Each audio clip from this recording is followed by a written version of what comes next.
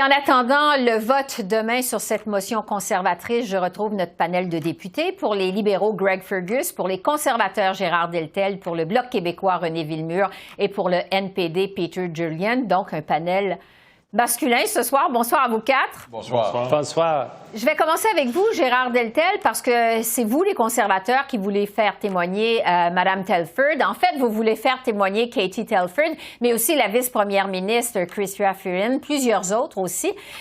Pourquoi vous voulez forcer tout ce monde-là, je dirais, à témoigner devant le comité d'éthique de la Chambre des communes? Qu'est-ce que vous espérez apprendre de plus?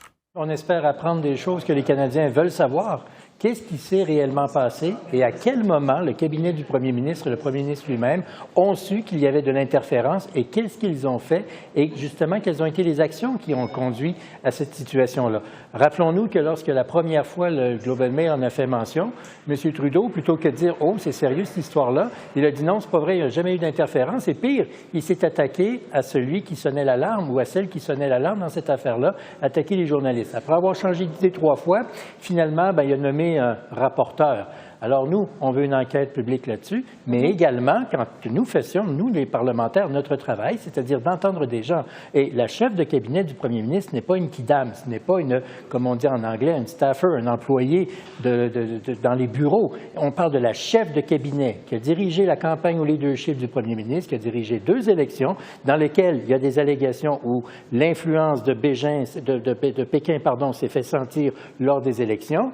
Et donc, on veut aller au fond des choses. À titre de chef de cabinet, elle savait ce qui se passait. On veut savoir ce qu'elle savait, quand et comment, et quelles ont été ses réactions. René Villemure, au Bloc québécois, est-ce que vous pensez aussi que le témoignage de Katie Telford est absolument nécessaire? Regardez, je pense que nous, on a demandé déjà une enquête publique, indépendante, transparente. Je crois qu'il faille absolument aller chercher la vérité dans cette histoire-là. Maintenant, le témoignage de Mme Telford est assurément utile. Je suis d'accord avec la motion des conservateurs de pouvoir aller plus loin. Cependant, je trouve que dans la motion telle qu'elle est rédigée, on fait témoigner tout le monde et mon beau-frère Luc. C'est beaucoup de travail. Je siège moi-même au comité éthique et je vois la somme de travail que cela représente. Je ne suis pas certain que le travail est terminé sur la motion, bien qu'il faille absolument faire la lumière sur ce sujet. Oui. C'est donc demain là, que les députés vont voter sur cette motion aux communes. Greg Fergus, des libéraux. Est-ce que vous allez en faire une question de confiance envers votre gouvernement sur ce vote-là?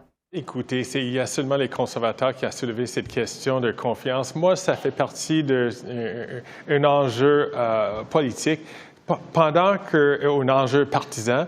Pendant qu'on devrait focusser tous nos efforts sur la question de cet enjeu très sérieux, l'ingérence politique dans nos élections.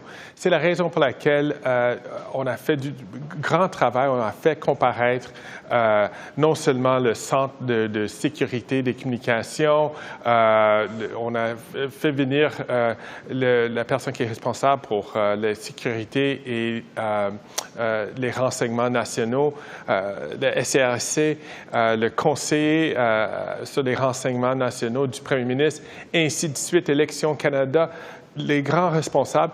Tout ça, c'est très important. On a entendu tous ces témoins qui ont dit 2 choses. Tout d'abord, c'est sérieux.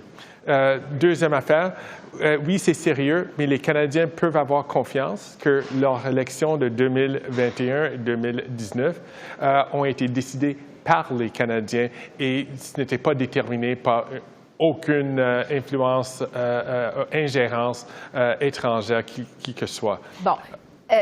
Peter Julian, on sait que le NPD s'est entendu avec le gouvernement libéral pour le maintenir au pouvoir. Ça fait maintenant 1 an. Est-ce que le NPD va voter pour ou contre cette motion des conservateurs? Autrement dit, est-ce que vous allez voter avec ou contre le gouvernement sur cette motion-là? Mais d'abord, qu'est-ce qu'on présente demain à la Chambre des communes? C'est notre motion qui est passée à travers le comité procédure et affaires de la Chambre. Alors, ça, c'est une demande pour une enquête publique. C'est une enquête publique qui, quand je l'ai proposée aux procédures il y a 2 semaines, avait aussi inclus la demande que Katie Telford et Jenny Burns qui était le gérant de campagne pour Pierre Poilievre, et on a vu M. Poilievre et son lien avec le convoi et l'implication de l'ingérence étrangère russe là-dedans.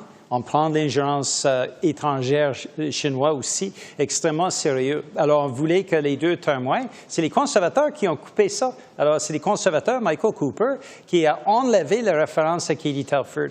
Alors, les conservateurs ont été bizarres là-dessus.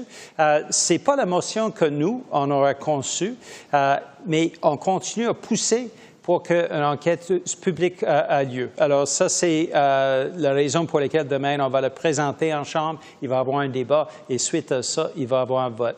Mais sur le vote de la motion conservatrice? Mais pour la motion conservatrice, ce n'est pas le type de motion qu'on aurait présenté. On est en train d'écouter le débat, puis on regarde qu'est-ce que les gens disent là-dessus. Mais notre priorité, vraiment, cette semaine, c'est de présenter la motion sur l'enquête publique. Et on espère que tous les députés vont appuyer notre motion lors de le vote qui aura lieu cette semaine. OK. Parlons entre-temps de l'autre développement dans le dossier de l'ingérence étrangère. On apprend que finalement le lanceur d'alerte, celui qui a coulé les informations à la presse, au Globe and Mail, pour ne pas le nommer le journal, c'est une personne qui est issue du SCRS, donc du Service canadien du renseignement de sécurité. Une source, évidemment, de première main.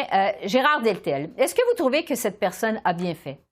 Ce qui se passe, c'est qu'aujourd'hui, on en sait beaucoup plus et on comprend et on sait et on apprend et on confirme qu'il y a eu intervention étrangère dans le processus démocratique canadien.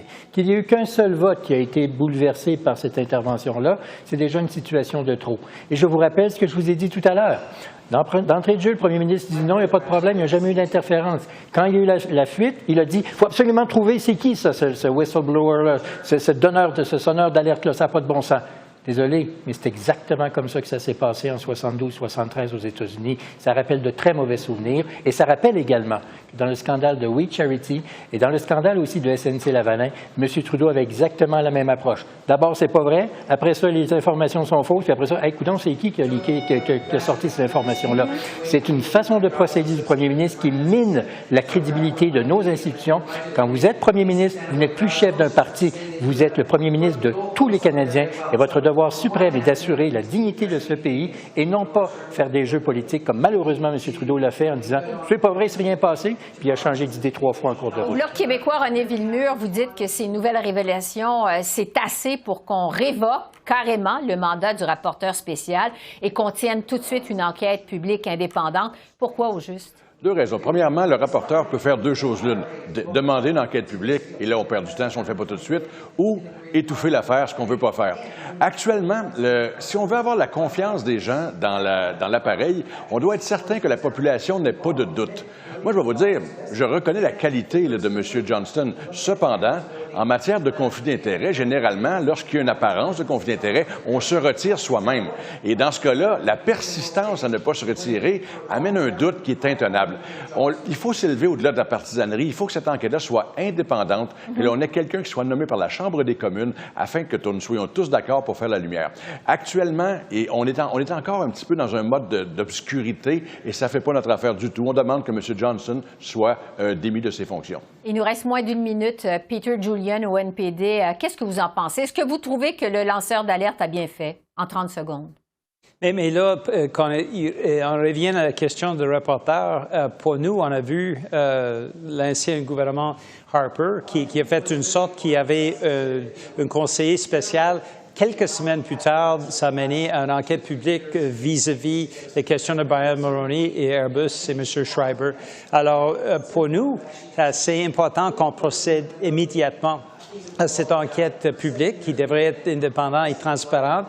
Et c'est pour cette raison-là qu'on présente la motion demain devant la Chambre des communes. Oui, évidemment, on va suivre ça. Greg Fergus, des libéraux, il nous reste 30 secondes. Je vous laisse le mot de la fin. Écoutez, si cette personne est véritablement un employé de la SCRS, cette personne-là certainement n'est pas à un très haut niveau et c'est une personne qui vient de couler des informations, si c'est vrai, qui relève de la sécurité nationale. Et la raison pour laquelle j'ai confiance en disant ça, c'est parce qu'on a fait comparaître la personne qui est responsable, David Vigneault, de la SCRS, de venir, qui a répondu à toutes nos questions. Et une chose qu'il nous a expliqué, qui a expliqué aux Canadiens, c'est que peut-être quand on est un agent puis on a une petite partie de l'histoire, mais les gens qui font l'analyse des données peint un plus grand portrait. Et c'est dans ce grand portrait-là que M. Viano et puis ses collègues sont venus à la conclusion qu'il n'y avait pas de l'ingérence politique dans notre élection qui avait mené à une différence dans le vote. Il faut conclure là-dessus. Merci à vous quatre. C'est tout le temps qu'on a. Je vous souhaite une excellente fin de soirée. Merci. Au revoir. Merci. Au revoir. Au revoir.